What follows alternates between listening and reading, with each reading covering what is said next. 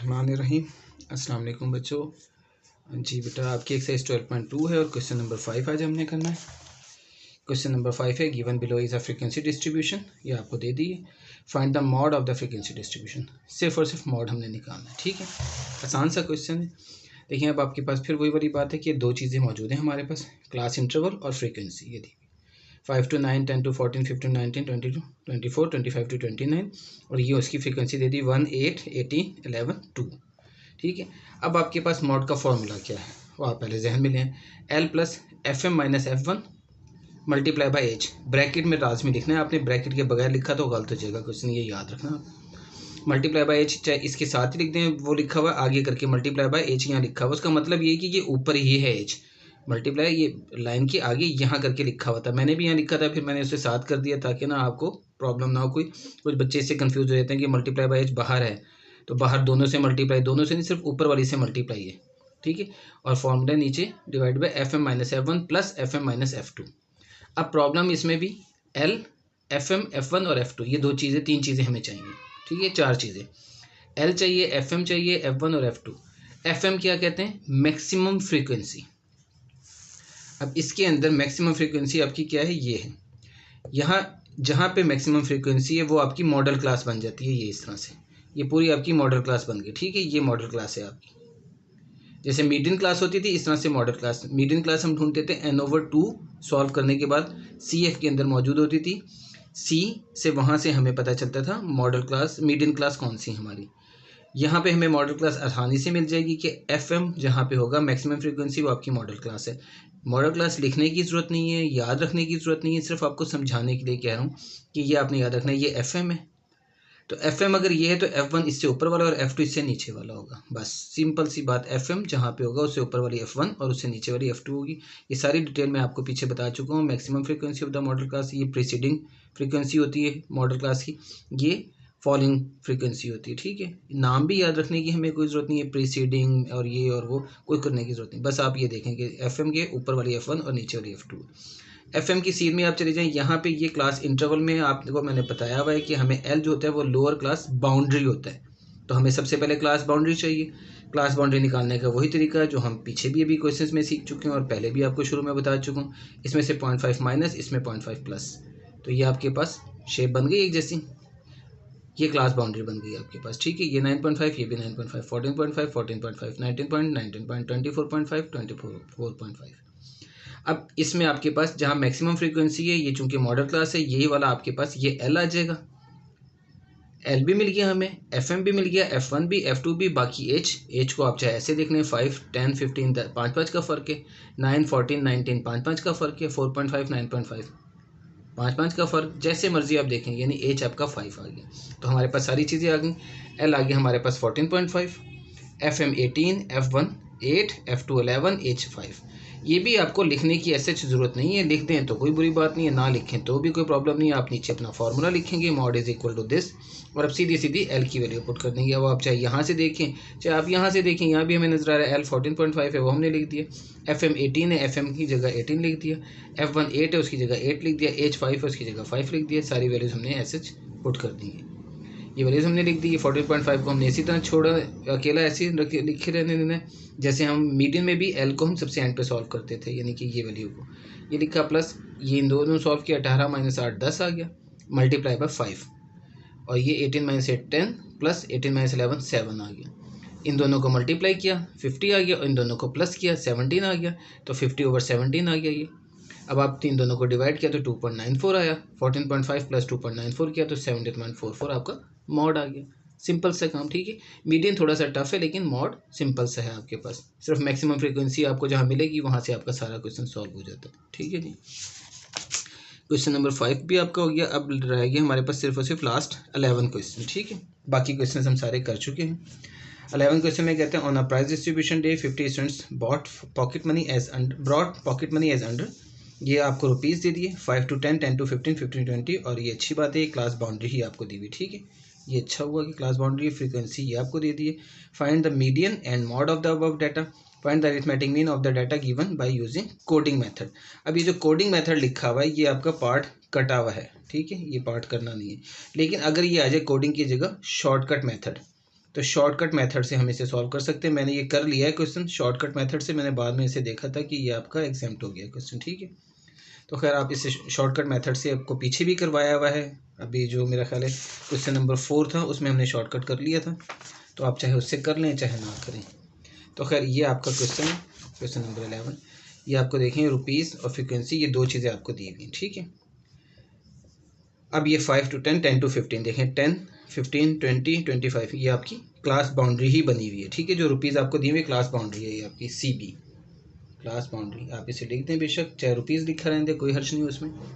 तो ये class boundary आपकी फ्रिक्वेंसी आ गई। अब आपको मीडियन के लिए जो चीज़ चाहिए होती है, सबसे पहला काम होता है आपको CF चाहिए होता है इसमें, ठीक है।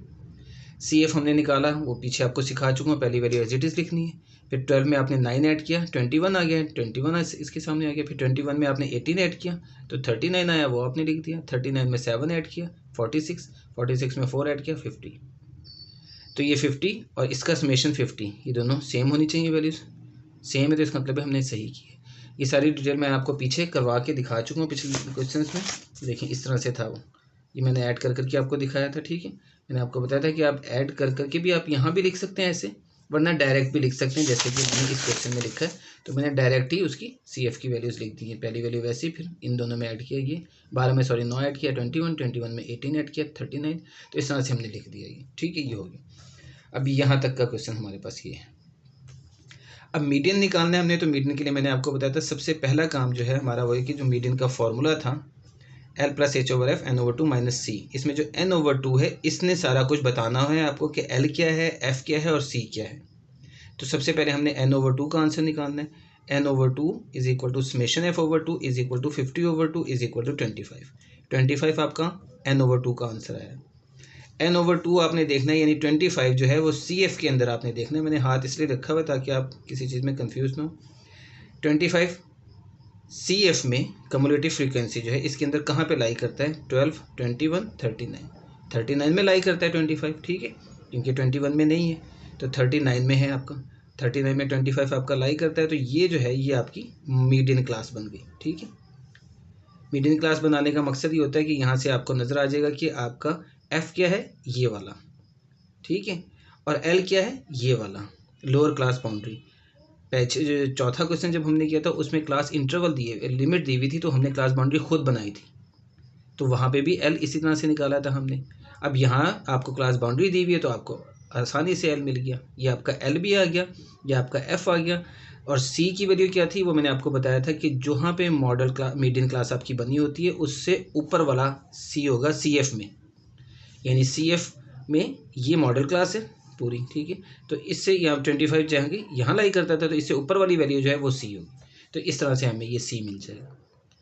तो थोड़ा सा इसमें सिर्फ कॉन्सेंट्रेट करनी है आपने, इसमें थोड़ा सा इशू आएगा कि सबसे पहले n/2 से आपने निकाल लिया, फिर कहाँ लाई करता है वो, उसकी सीध में आपके पास सीधा सीधा F और L मिल जाएगा, और जहाँ लाई करता है 25 उससे ऊपर वाली वैल्यू CF के अंदर ही वो C होती है, ठीक है।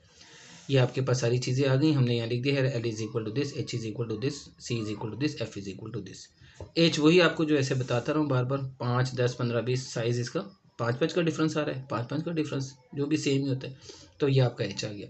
ये वैल्यूज़ फिर आपको बता रहा हूँ, लिखने की कोई ऐसे हमें यहाँ ज़रूरत है नहीं, लेकिन लिख दें तो अच्छी बात है ताकि हम यहाँ अपने फॉर्मूले में आसानी से पुट कर लेंगे। Median is equal to L+H/F n/2 - C।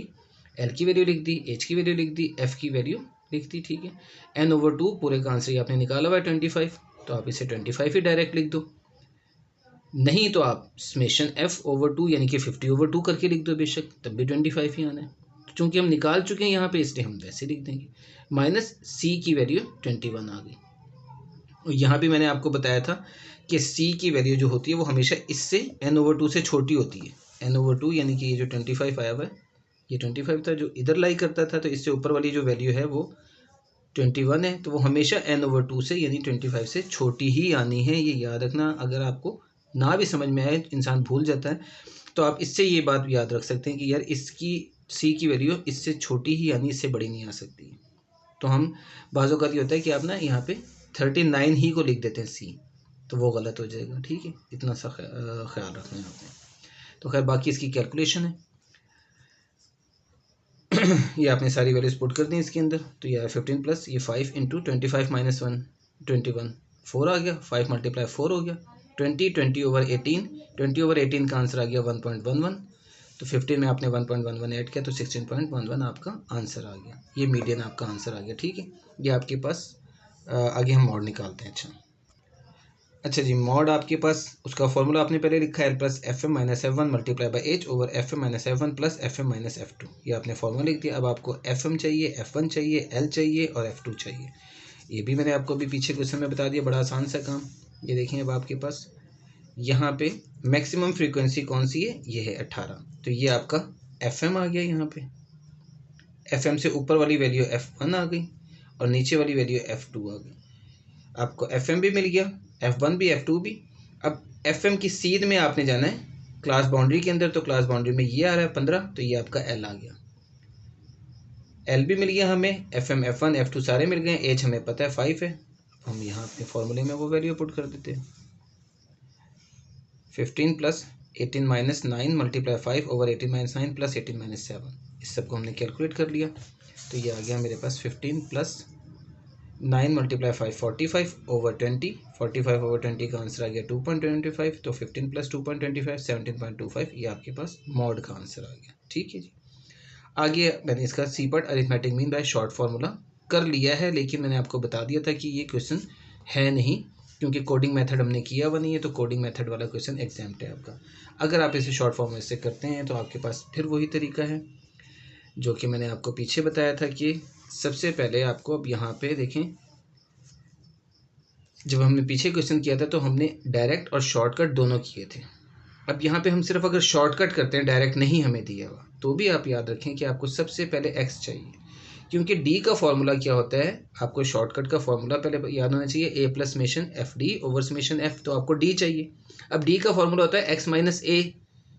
अब d का फॉर्मूला x - a होता है, तो जब x ही नहीं होगा तो आप a कैसे लिखोगे और x - a कैसे लिखोगे अब, ठीक है।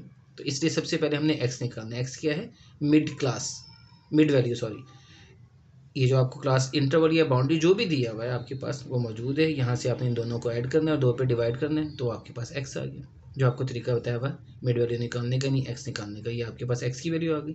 अब x से हम d निकाल लेंगे। d = x - a होता है। अब a आपने अपनी मर्जी से रखना होता है, मैं 15 रख रहा हूँ ये। तो d = x - 15 मैंने कर दिया। ए आपके पास 15 है, अब तो ठीक है। 7.5 - 15 - 7.5, 12.5 - 15 - 2.5, 17.5 - 15 2.5, 22.5 - 15 7.5 और 27.5 - 15 12.5। अब डी आ गया, तो हमें चूंकि फॉर्मूले में समेशन एफ डी का फॉर्मूला है, वो समेशन एफ डी, तो एफ डी आपको निकालना है। एफ और डी को मल्टीप्लाई कर दिया, ये 12 को 7.5 से किया, -7.5 से -90 आ गया। फिर 9 को 2.5 से किया तो 22.5 भी माइनस में आ गया। फिर 18 को 2.5 से किया तो ये 45 आ गया। फिर 7 को 7.5 से किया 52.5। फिर 4 को हमने 12.5 से किया 50। इसको हमने सम किया तो टोटल हमारे पास जो है प्लस माइनस होकर 35 आंसर आ गया। ये समेशन एफ डी का आंसर आ गया हमारे पास, ठीक है। अब आपके पास सारी चीज़ें मौजूद हैं। अब आपने ये फॉर्मूला लिखा है, x बार is equal to a plus summation F D over summation F. A हमें मालूम है, हमने 15 लिया था। देखिए इसमें मैंने कुछ कहीं मेंशन नहीं किया कि ए की वैल्यू करके लिखी हुई है कि here A is equal to 15, या मैंने यहाँ पे आपको कुछ बताया हो कि ये मैंने ए x - a ऊपर लिख दिया और फिर x - 15, क्योंकि कुछ करने की ज़रूरत नहीं है हमें। हमारा फॉर्मूला याद होना चाहिए, d is equal to x - a होता है। तो a 15 है हमने लिया हुआ, तो हम बस वो यूज़ कर लेंगे, ठीक है। हमें बताने की, मेंशन करने की ज़रूरत नहीं, वो हमने वहाँ बता दिया, x - 15 लिख दिया, तो इसका मतलब है a 15 है, ठीक। और लिख दें आप तो कोई प्रॉब्लम नहीं है, ठीक है। तो ये आ गया a15 plus summation F D 35, summation F 50, तो 35/50 बन गया। 35/50 का आंसर आ गया 0.7, तो ये आ गया 50 प्लस 0.7 15.7। ये आपके पास arithmetic mean by short formula आ गया। तो आप सब अपनी सहूलत के लिए, प्रैक्टिस के लिए आप कर सकते हैं, क्योंकि क्वेश्चन दे सकता है आपको ये, ठीक है। इनमें क्वेश्चंस आपको आउट ऑफ द सिलेबस नहीं होता। आउट ऑफ द सिलेबस से मुराद, क्योंकि देखिए आपको अरिथमेटिक मीन वो कहता है, मीडियन कहता है, मॉड कहता है, कुछ भी कहता है, ये वैल्यूज़ लिखी हुई। अब इन वैल्यूज़ को अगर वो चेंज कर दे या फ्रीक्वेंसी की वैल्यूज़ को चेंज कर दे, तो ये आउट ऑफ द सिलेबस नहीं हुआ क्वेश्चन। मेथड वही है, सिर्फ वैल्यूज़ का आगे पीछे होना, चेंज होना कोई मायने नहीं रखता। F12 की जगह 2 लिखा हुआ हो, या 9 की जगह 19 लिखा हुआ हो, या 18 की जगह 12 लिखा हुआ हो, कुछ भी लिखा हुआ हो, आपका काम तो वही है ना कि आपने FM देखना है, F1 देखना है, F2 देखना है, जो होगा वो हम पुट कर देंगे। आपने F को D से मल्टीप्लाई करना है तो जैसे मल्टीप्लाई होता है जो वैल्यूज़ होंगी वो कर देंगे हम, ठीक है। CF आपका जो F के हिसाब से निकलेगा वो लिख देंगे हम। तो ये वैल्यूज़ का चेंज होने से क्वेश्चन का चेंज होना या out of the syllabus question नहीं होता। मीडियन मॉड ये आपको दिया हुआ है, निकालने का तरीका आपको पता है, फॉर्मूलाज आपको पता है, तो फिर वैल्यूज़ का तो कोई इशू नहीं होता। अब ये वैल्यूज़ उसने ये दी हुई है, पिछले क्वेश्चन में कोई और वैल्यूज़ थी, उससे पिछले क्वेश्चन में कोई और वैल्यूज़ थी, तो उसका मतलब ये तो नहीं कि क्वेश्चन चेंज हो गया, तो वो आपको अपने आप भी क्वेश्चन में वैल्यूज़ चेंज करके दे सकता है, तो उसका कोई ऐसा अफेक्ट नहीं पड़ता आपके उस पर मेथड पे। हाँ अलबत्ता अब जैसे ये जो पार्ट किया मैंने सेकंड पार्ट ये वाला arithmetic mean bye coding method उसने दिया हुआ है, हमने शॉर्ट फार्मूला पढ़ा हुआ है, डायरेक्ट फार्मूला पढ़ा हुआ है। अगर वो आपको कोडिंग मेथड दे देता है तो इसका मतलब है कि अब आपका paper out of the syllabus है, उसको तो हम एक्सक्यूज़ हमारे पास मौजूद है जी, पेपर बाहर से आ गया, ठीक है, क्योंकि उसका फॉर्मूला हमने पढ़ा हुआ नहीं है, वो हमारे सिलेबस में नहीं है। अब उनने वो काट दिया है, एग्जाम्प्ट कर दिया हमें, उसको हम आउट ऑफ द सिलेबस कहते हैं। लेकिन वैल्यूज़ के चेंज होने से paper out of the syllabus नहीं होता, तो इसलिए आप इसको भी क्वेश्चन को अच्छी तरह समझ लें, कर लें, तो कोई ऐसा हर्ज नहीं है कि आपको उसने कैसे आपने शॉर्ट फार्मूला उससे निकालना है। इन तीन चीज़ से हमने कैसे एक्स की वैल्यूज़ निकाली, फिर एक्स से डी निकाला, फिर डी से एफ डी, और फिर हमने अपना क्वेश्चन सॉल्व कर लिया। तो अल्हम्दुलिल्लाह ये आपकी एक्सरसाइज 12.2 जो है वो आज ख़त्म हो गई है।